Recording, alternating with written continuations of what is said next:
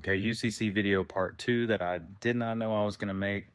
So I got questions, tons of DMs actually about this. People asking me, when you file a UCC one on the company officially, it protects you from creditors, but are you able to get more business funding or more funding after that? And the short answer is yes and no, right? Because the whole purpose of filing a UCC one is protection from lawsuits or creditors to do that.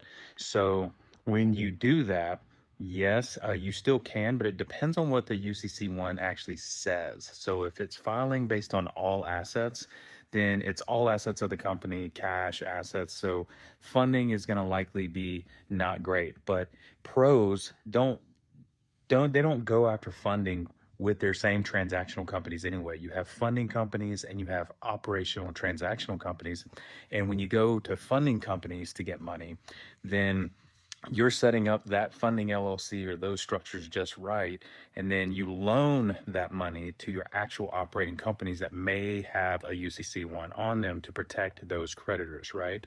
So when you do that, that's the way to go. Okay.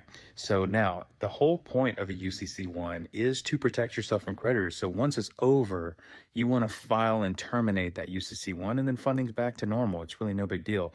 Usually when I do this for people, I tell people, my private clients, all these guys, celebrities, politicians, everybody, that they file on all assets because you can use other companies to get money. You don't have to use the same one. So you're not like treading in that water.